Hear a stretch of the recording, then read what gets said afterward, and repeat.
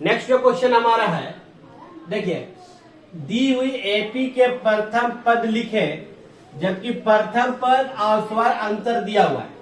देखो जब क्वेश्चन को ध्यान से देखोगे तो हमारे पास क्वेश्चन क्या दिया हुआ है। पहला जो क्वेश्चन दिया गया है एक्सरसाइज, जैसा कि आप लोग जान रहे हैं कि 5.1 एक्सरसाइज चल रहा है स्वर अंतर एनसीईआरटी घर पे। इस चैनल पे सारा एनसीईआरटी का जितना क्वेश्चन है, एक एक क्वेश्चन इसमें बताया जा रहा है 2027 के बच्चों के लिए, वो भी फ्री ऑफ कॉस्ट, किसी तरह का इसमें चार्जेस नहीं है और 100% सारा सब्जेक्ट होगा। तो चलिए सबसे पहले हमको क्या क्वेश्चन दिया है, दी हुई एपी के प्रथम 4 पद लिखना है। कितने पद लिखना है? 4 और पद लिखना है, जबकि प्रथम पद और स्वर अंतर दिया हुआ है। जैसे कि मान लो ये पहला वाला का हम सॉल्यूशन करने जा रहे हैं, हमारे पास ए का वैल्यू 4 दिया हुआ है और डी का वैल्यू कितना दिया हुआ है? -3। ए मतलब होता है क्या चीज? प्रथम पद, प्रथम पद, और डी का मतलब क्या होता है? स्वर अंतर, कॉमन डिफरेंस। ये मेरा दिया हुआ है और अगला 4 पद निकालना है। आपको पहले भी हम पढ़ा चुके हैं या आप जान चुके हैं कि एपी में क्या होना चाहिए। एपी होने के लिए क्या कंडीशन होना चाहिए? एपी के लिए कंडीशन होना चाहिए कि स्वर अंतर, स्वर जो अंतर है यानी कॉमन डिफरेंस को कहते हैं, वो बराबर होना चाहिए, सब में बराबर आना चाहिए, है ना? यही ना होता है? यही कंडीशन होना चाहिए। तो चलिए, तो प्रथम पद हमको दिया हुआ है, A1 का वैल्यू 4 दिया हुआ है और कॉमन डिफरेंस मेरा -3। आप याद कीजिए कि हम लोग क्या करते थे, जब कॉमन डिफरेंस निकालते थे तो दूसरा पद में से पहला पद घटाते थे, याद है? तो अगर हमारा कॉमन डिफरेंस यहाँ दिया हुआ है और दूसरा पद हमको निकालना है, पहला पद है, तो पहला पद में हम कॉमन डिफरेंस को जोड़ देंगे तो दूसरा पद निकल जाएगा कि नहीं निकलेगा? क्योंकि ये माइनस साइन इधर आएगा तो प्लस में होगा, प्लस CD और A2 अपनी जगह। तो उसी तरह से हम कुछ नहीं करेंगे। A2 में अगर दूसरा पद हमको निकालना होगा तो पहला पद में कॉमन डिफरेंस को घटा देंगे, सॉरी जोड़ देंगे। तो पहला पद मेरा कितना है? देखो 4 है। कितना है?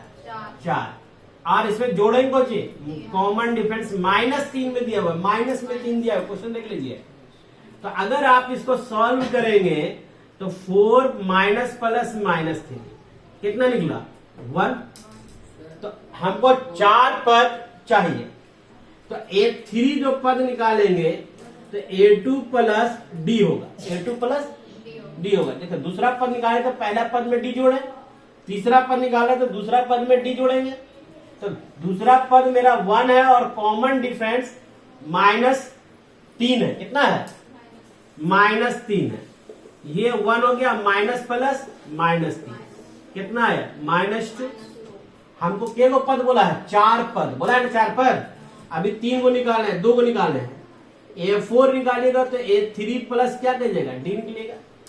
A3 में A3 का वैल्यू क्या निकाल रखे हो? देखो बोलिए, -2 प्लस D का वैल्यू क्या दिया हुआ है? -3। अगर आप इसको सॉल्व कीजिए, -2 और माइनस प्लस माइनस, तो क्या आ गया? -5 आया ना, 5।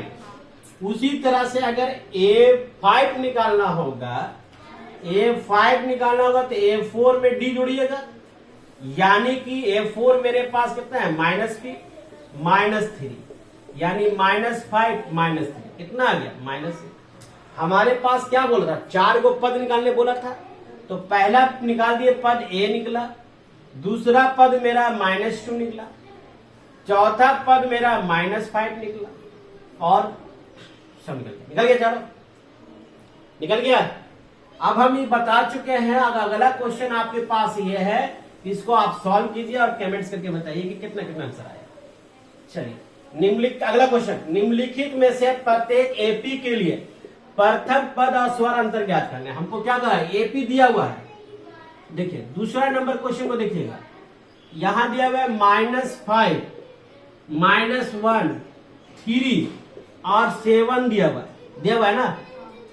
ये एपी में है। क्या बोल रहा है ये क्वेश्चन? खुद कह रहा है एपी में है। बोला निम्नलिखित में से प्रत्येक एपी के लिए, यानी यह जो एपी में दिया हुआ और ये भी किसमें दिया हुआ है? एपी में दिया हुआ। इसका प्रथम पद मालूम करना और स्वर अंतर तो आसान है।